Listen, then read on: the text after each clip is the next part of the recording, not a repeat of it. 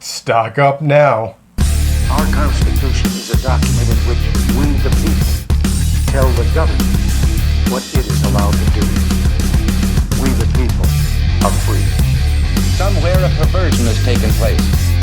Our natural unalienable rights are now considered to be a dispensation of government.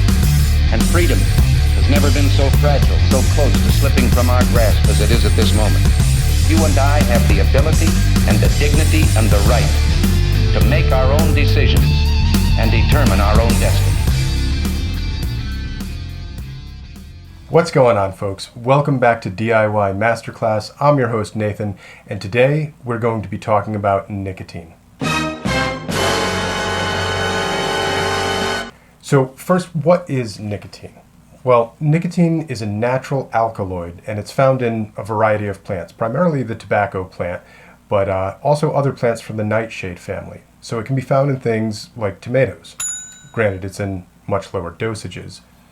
It can also be synthetically created, separate from tobacco at all. Now, in and of itself, it is not carcinogenic. Let me say that again. In and of itself, it is not carcinogenic. Nicotine itself has not been shown to cause cancer. It's only when it's paired with combustible tobacco that cancer becomes an issue. The other main concern out there right now is the addictiveness of nicotine. Now, there's debate as to whether it's mildly addictive, like caffeine, or whether it's highly addictive. In either case, if it's not paired with tobacco, we know that there's less harm there. So it's tobacco harm reduction that things like vapor encourages. The great thing about DIY is that you are in complete control of how much nicotine is in your e-liquid, and you can step that down as you go along. When I first started vaping, I started at 6 milligrams, and that quickly became too much, and I could tell because there was an irritation in my throat when I would vape. So I lowered my nicotine to 3 milligrams. And now, the general steps in nicotine in e-liquid is 12, 6, 3, and 0. When I came out with my own line of e-liquids, I offered them slightly differently to encourage stepping down in the nicotine. So I offered 0, 1.5, 3, and 5. So these were intermediate steps that don't exist in a lot of the e-liquid out there. And when 6 to 3, that's in half. And that was okay because I was still getting the nicotine that I wanted without the harshness or the irritation. But there was nothing between 3 and 0, and I wasn't quite ready to take the step and go completely without nicotine. So I started stepping that down gradually when I began mixing. And at this point, I'm consistently under 1 milligram of nicotine and often vape with 0 in and of itself. So this is a wonderful method to control and moderate and eventually wean yourself off of that nicotine dependence. So let's talk about storage and containers. Nicotine can be stored for up to 10 to 11 years if you put it in the freezer. And in general, it should always be kept under 86 degrees Fahrenheit. It needs to be in a cool, dark place, essentially, or a light-proof container. The corollary to this is bottles. And what you want to do is have a smaller bottle on hand for the usable nicotine that you're going to use while you mix. And then you can keep your larger bottles in the freezer for storage. So if you were to buy something like a 1 liter bottle of nicotine, you could pour off 150 to 250 mils of that to keep on hand in a light-proof bottle to then mix with, while you keep your stored nicotine in the freezer separately. One thing to note is that nicotine doesn't actually freeze. Now, it's mixed with either VG or PG or a 50-50 mix. I tend to go for PG because it's a little thinner, and there's a couple benefits to this. Is one, if you do put it in the freezer, you can use it a lot quicker when it comes out. The VG tends to get a bit more viscous and a little more difficult to work with when you're trying to take it right out of the freezer. The second part of this is that in general, the VG is going to be a bit more viscous. So you're adding more VG to the overall recipe mix, and that can be sometimes more difficult to stir. So PG is a little bit thinner, and not only does it come out of the freezer a little bit thinner, but also when you're working with it, it's a little bit thinner, and it helps to stir and mix the liquid a little more easily. There's something else to note about nicotine, and that is that it is photosensitive, and it is also sensitive to exposure to air. So if it's exposed to sunlight or if it's exposed to air, after a prolonged period, it will turn brown. That's when you can tell that your nicotine has expired. It's brown and it smells pretty harsh and pretty strong.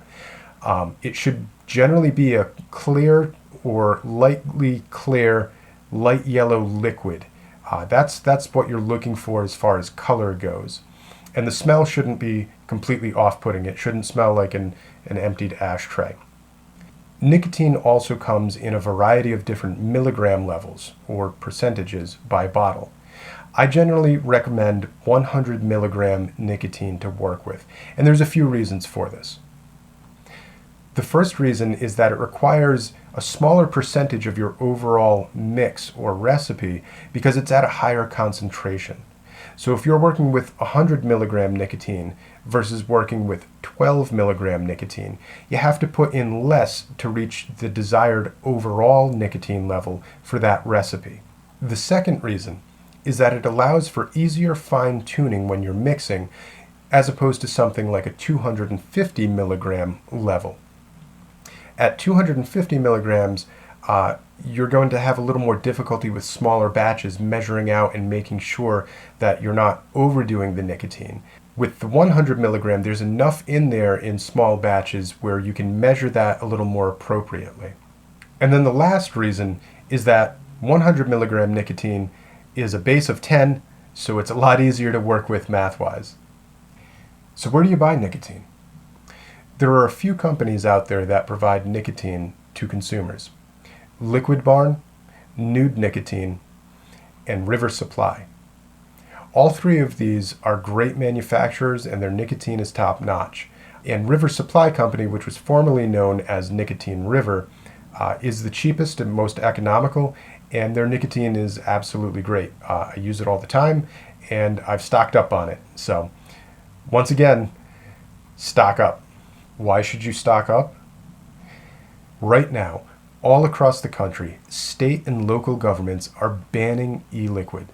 Now, while the DIYer is relatively unaffected by these bans, I think that will change in the near future. As DIY continues to grow, we're going to eventually come under the scrutiny of the government, who's going to crack down first on nicotine because that's the easiest one to control. It'll be tough for them to crack down on the flavorings because those are generally recognized as safe and are also used for food. So you can't quite tell what exactly the intent of the usage is.